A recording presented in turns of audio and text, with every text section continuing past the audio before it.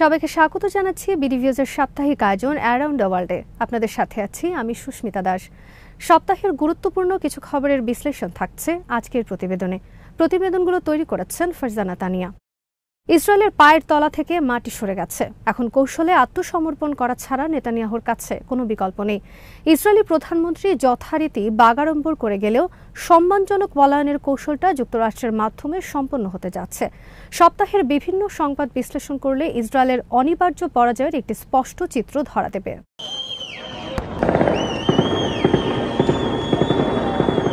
এই সপ্তাহে গাজা যুদ্ধের মোড় ঘুরিয়ে দেয়া দুটি বড় ঘটনা ঘটেছে।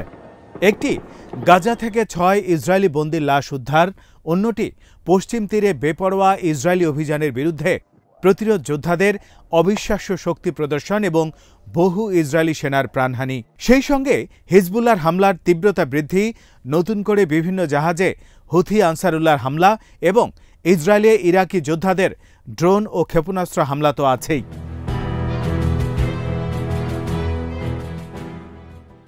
সপ্তাহের শুরুর দিকে 6 বন্দীর লাশ উদ্ধার করে ইসরায়েলি প্রতিরক্ষা বাহিনী। এই 6 জনের মধ্যে রয়েছেন ইসরায়েলি আমেরিকান তরুণ হার্শ গোল্ডবার্গ পলিন, যিনি হামাসের হাতে বন্দী হওয়ার পর বেশ পরিচিতি পান। হার্শের বাবা মা তাকে উদ্ধারের জন্য বিশ্ব নেতাদের সঙ্গে সাক্ষাৎ করেছিলেন। ইসরায়েলের ভাষ্য, এই 6 জনকে উদ্ধারের খুব কাছে চলে গিয়েছিল তাদের বাহিনী, কিন্তু উদ্ধারের ঠিক আগেই তাদের হত্যা করা হয়। কিন্তু হামাস বারবার বলছে তাদের হাতে বন্দীরা নিহত হননি, তারা মারা গেছে ইসরায়েলি হামলায়।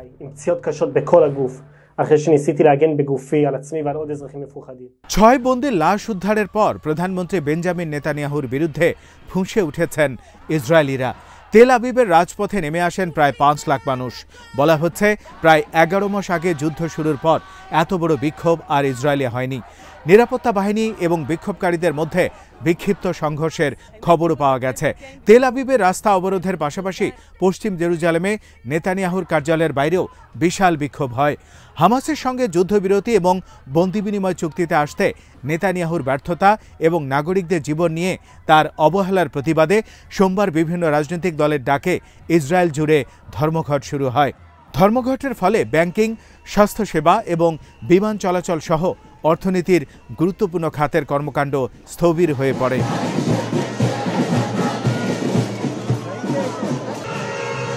ইসরায়েলের প্রধান শ্রমিক ইউনিয়ন হিস্তাদ্রুত লেবার ফেডারেশনের প্রধান আর্নন বার ডেভিড গাজায় আটক বন্দীদের মুক্তিতে ব্যর্থতার দায় সরকারের ওপর চাপিয়েছেন। তিনি বলেন, যে কোনো কিছুর চেয়ে শান্তি চুক্তি সবচেয়ে বেশি গুরুত্বপূর্ণ ছিল। এছাড়া ইসরায়েলের সাবেক প্রধানমন্ত্রী ইয়ার লাপিদ এবং বিরোধী দলীয় নেতা বেনি গান্স বিক্ষোভের ডাক দেন। বিক্ষোভকারীরা বলেছেন, নেতানিয়াহুর কারণে ইসরায়েলের হামাসের সঙ্গে যুদ্ধবিরতির চুক্তি করতে পারেনি। এ কারণে এসব বন্দী জীবিত অবস্থায় ফিরতে পারেনি, অথচ 300 দিনেরও বেশি সময় ধরে হামাসের কাছে জীবিত ছিলেন তারা।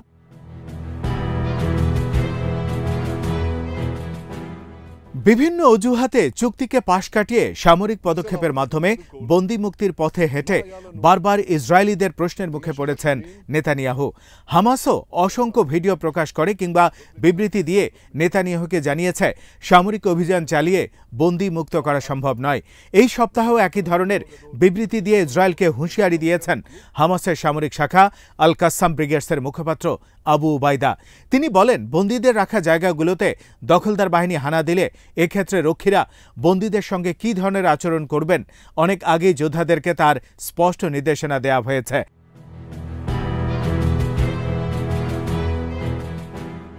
এরই মধ্যে হামাসের মিলিটারি ইউনিট মঙ্গলবার নিহত ওই 6 জনের একজনের ফুটেজ প্রকাশ করে।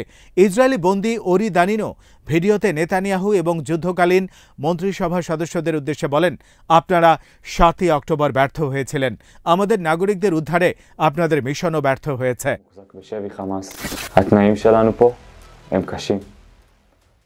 মৃত্যুর আগে দানিনো বলেন, ব্যর্থ উদ্ধার অভিযানের মাধ্যমে আপনারা আমাদেরকে একের পর এক হত্যার চেষ্টা করে চলেছেন। এরপর তিনি ইসরায়েলি জনগণের উদ্দেশ্যে বলেন, আমরা এখান থেকে যতদিন পর্যন্ত জীবিত বের হতে না পারি ততদিন পর্যন্ত আন্দোলন অব্যাহত রাখুন এবং সম্ভাব্য বন্দি বিনিময় চুক্তি নিশ্চিত না হওয়া পর্যন্ত সর্বোচ্চ চেষ্টা চালিয়ে যান।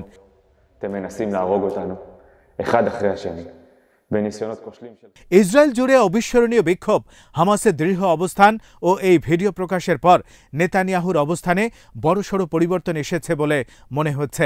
গাজায় যুদ্ধবিরতি এবং বন্দি বিনিময় চুক্তির শর্ত হিসেবে হামাস দাবি করেছিল ইসরায়েলকে অবশ্যই ফিলাডেলফি করিডোর সহ পুরো উপত্যকা থেকে সব সেনা সরিয়ে নিতে হবে। যুক্তরাষ্ট্র জানিয়েছে ইসরায়েল সেই শর্তের সঙ্গে সঙ্গতি রেখে ফিলাডেলফি করিডোর সহ জনবহুল এলাকাগুলো থেকে সেনা সরাতে একমত হয়েছে।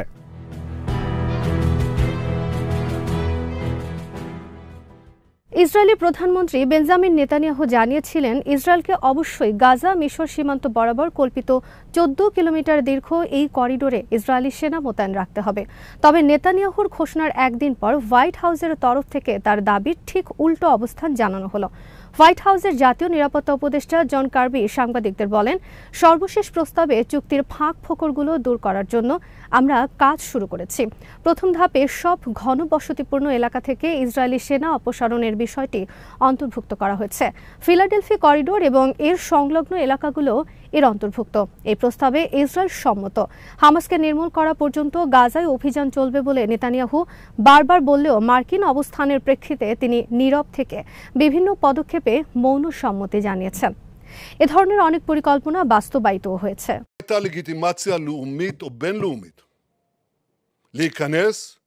জনগণের কাছে নেতানিয়াহুর ক্ষমা প্রার্থনার মধ্যেও বন্দি বিনিময় চুক্তির জন্য নেতানিয়াহুর ছাড় দেওয়ার মানসিকতা প্রতিফলিত হয়েছে। 6 জিম্মিকে জীবিত অবস্থায় ফিরিয়ে আনতে ব্যর্থ হওয়ার জন্য মঙ্গলবার নেতানিয়াহু ইসরায়েলিদের কাছে ক্ষমা চান। তবে ক্ষমা চাইলেও সেই পুরনো বাগাড়ম্বরের পুনরাবৃত্তি ঘটান তিনি।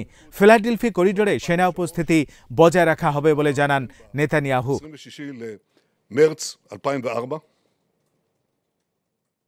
নেতানিয়াহুর এই অবস্থানে খুশি নন মার্কিন প্রেসিডেন্ট জো বাইডেন, যদিও তাদের ভেতরের পরিকল্পনা বোঝা কঠিন।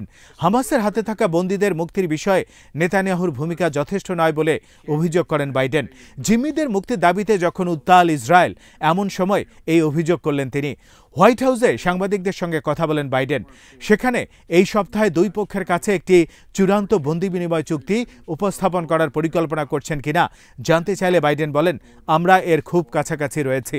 এই চুক্তির প্রস্তাব সফল হবে কিনা জানতে চাইলে তিনি বলেন, আশা চিরন্তন। এছাড়া বন্দি বিনিময় চুক্তি স্বাক্ষরের বিষয়ে নেতানিয়াহু যথেষ্ট কাজ করছেন কিনা জানতে চাইলে বাইডেন বলেন, না।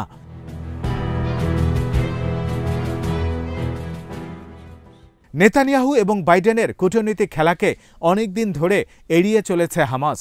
2রা জুলাই সম্মত মার্কিন প্রস্তাব, যেখানে গাজা থেকে পুরোপুরি সেনা প্রত্যাহার এবং যুদ্ধের স্থায়ী সমাপ্তির কথা ছিল, সেই প্রস্তাব বাস্তবায়ন ছাড়া আর কোনো আলোচনায় যোগ দেবেন না বলে জানিয়েছে হামাস নেতারা। সাম্প্রতিক অনেক বৈঠক এড়িয়ে চলেছেন তারা। এই সপ্তাহেও একই কথা বলেছেন গাজার শাসক দল।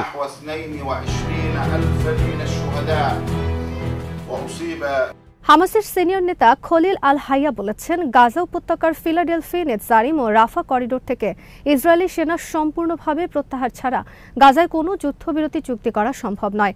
আল হাইয়া বলেন, ইহুদিবাদী সরকার পুরো অঞ্চলে আগুন লাগানোর লক্ষ্য ঠিক করেছে। প্রধানমন্ত্রী বেঞ্জামিন নেতানিয়াহু ইসরায়েলি বন্দীদের চেয়ে ফিলাডেলফি করিডোরকে বেশি গুরুত্বপূর্ণ মনে করেন। হামাস নেতা বলেন, করিডোর নেতানিয়াহুর কাছে সর্বোচ্চ অগ্রাধিকার পাচ্ছে, কারণ তিনি বন্দীদের মূল্যহীন মনে করেন। আল হাইয়া জোর দিয়ে বলেন, নেতানিয়াহু প্রতিদিন বন্দি বিনিময়ের প্রস্তাব প্রত্যাখ্যান করছেন। আমরা মার্কিন প্রেসিডেন্ট জো বাইডেনের প্রস্তাব গ্রহণ করেছি, কিন্তু নেতানিয়াহু নতুন শর্ত আরোপ করেছেন এবং হামাসকে নতুন শর্তে আলোচনায় মনোযোগ না দেওয়ার জন্য অভিযুক্ত করেছেন।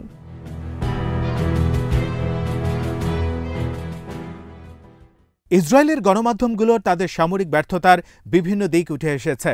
চ্যানেল 13 বলেছে, প্রধানমন্ত্রী নেতানিয়াহু যদিও বারবার বলছেন তারা হামাসের সক্ষমতার বড় একটি অংশ ধ্বংস করেছেন, কিন্তু বাস্তব অবস্থা হচ্ছে উত্তর গাজায় হামাস নতুন করে সক্ষমতা ফিরে পেয়েছে। নাম প্রকাশে অনিচ্ছুক সূত্রের বরাত দিয়ে চ্যানেলটি বলেছে, গত কয়েক মাসে আল কাসাম ব্রিগেডস উত্তর গাজায় অন্তত 3000 যোদ্ধাকে তাদের দলে ভিড়িয়েছে। কেবল তাই নয়, এসব যোদ্ধাদের প্রত্যেকেই অস্ত্র, গোলাবারুদ এবং অর্থ সহায়তা দেয়া হয়েছে।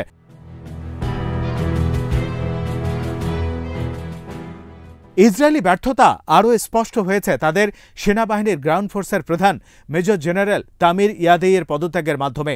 ইসরায়েলি বাহিনী থেকে কর্মকর্তাদের পদত্যাগের ঢেউয়ের মধ্যে তিনি নিজের দায়িত্ব থেকে সরে দাঁড়ান। খবরে বলা হয়, সেনাদের এসব পদত্যাগের ঘটনায় ধারণা করা হচ্ছে দখলদার বাহিনী প্রাতিষ্ঠানিকভাবে নানা সংকটের মধ্য দিয়ে সময় পার করছে। জেনারেল তামির ইয়াদাইয়ের পদত্যাগ সম্পর্কে ইসরায়েলের সামরিক বাহিনী মঙ্গলবার এক বিবৃতিতে বলেছে, ব্যক্তিগত কারণে তিনি পদত্যাগ করেছেন। জেনারেল ইয়াদাই গত 3 বছর ধরে ইসরায়েলের পদাতিক বাহিনীর কমান্ডার হিসেবে দায়িত্ব পালন করছিলেন।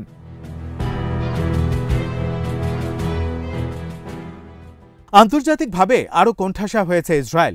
ইসরায়েলের সামরিক সরঞ্জাম রপ্তানির অন্তত 30টি লাইসেন্স বাতিল করেছে যুক্তরাজ্য। গাজায় সামরিক অভিযানের সময় ইসরায়েল আন্তর্জাতিক মানবিক আইন মেনে চলছে কিনা তা পর্যালোচনা করার পর এমন ঘোষণা দেন যুক্তরাজ্যের পররাষ্ট্রমন্ত্রী ডেভিড লামি।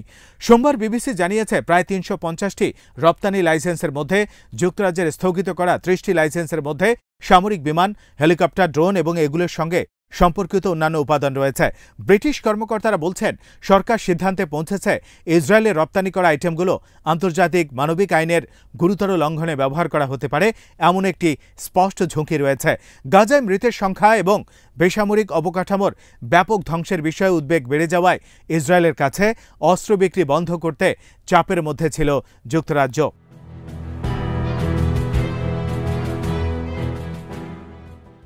গাজায় যুদ্ধবিরতি এবং হামাসের হাতে জিম্মি ব্যক্তিদের বিষয়ে ইসরায়েলি প্রধানমন্ত্রী বেঞ্জামিন নেতানিয়াহু এবং প্রতিরক্ষামন্ত্রী ইয়োভ গ্যালান্টের মধ্যে ব্যাপক বাকবিতণ্ডা হয়েছে। নিরাপত্তা সংক্রান্ত মন্ত্রিসভার বৈঠকে এই ঘটনা ঘটে। ইসরায়েলের বিভিন্ন গণমাধ্যম জানিয়েছে, কোনো চুক্তির অংশ হিসেবে ফিলাডেলফি করিডোর থেকে ইসরায়েলের সেনারা সরে যাবেন কিনা এমন প্রশ্নে ঝগড়া করেন নেতানিয়াহু ও গ্যালান্ট। বিভিন্ন সূত্রে জানা গেছে, বৈঠকে নেতানিয়াহু একটি ম্যাপ দেখিয়ে বলেন, মন্ত্রিসভার অনুমোদন সাপেক্ষে তিনি ফিলাডেলফি করিডোরে ইসরায়েলি সেনা মোতায়েন করে রাখতে চান। তখন গ্যালান্ট বলেন, এতে হামাস একমত হবেন না, ফলে তারা কোনো যুদ্ধবিরতি চুক্তিতে যাবে না। এর জেরে বন্দীদেরও ইসরায়েলে ফিরিয়ে আনা সম্ভব হবে না। বিষয়টি নিয়ে নেতানিয়াহু ও গ্যালান্টের মধ্যে বেশ কিছু সময় উত্তপ্ত বাক্য বিনিময় চলে।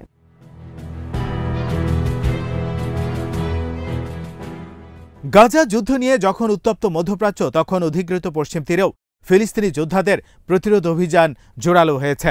সেখানে সক্রিয় প্রতিরোধ ব্যাটালিয়নের সংখ্যা নিয়ে উদ্বেগ প্রকাশ করেছে ইসরায়েলি মিডিয়া। পশ্চিম তীরে সামরিক হামলায় প্রায় 9 দিন চলছে। এর মধ্যে ইসরায়েলি মিডিয়া বলছে, 23টি প্রতিরোধ গ্রুপ বর্তমানে পশ্চিম তীরে সক্রিয় রয়েছে, যা গাজা উপত্যকায় সক্রিয় গ্রুপগুলোর দ্বিগুণ।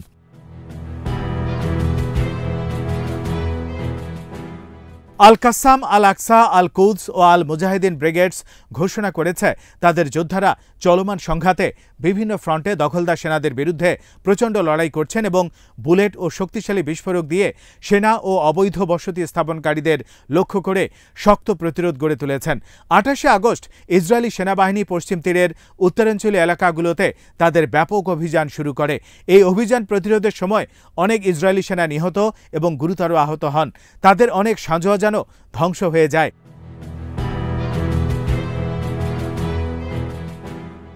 গাজা যুদ্ধ থেকে পালানোর সময় যখন ঘনিয়ে এসেছে, তখন পশ্চিম তীরের এই অভিযানকে ফিলিস্তিনি ভূখণ্ডে সেনা উপস্থিতি বজায় রেখে কথিত সম্মানজনক প্রস্থানের পথ তৈরির চেষ্টা বলে মনে করা হচ্ছে।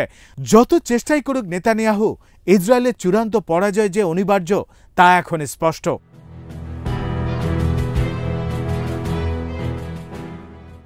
আজ এখানেই শেষ করছি। সবাই ভালো থাকুন, সুস্থ থাকুন আর দেখতে থাকুন বিডি ভিউজ। চ্যানেলটি ভালো লাগলে সাবস্ক্রাইব করুন। সংযুক্ত থাকুন আমাদের ফেসবুক পেজে।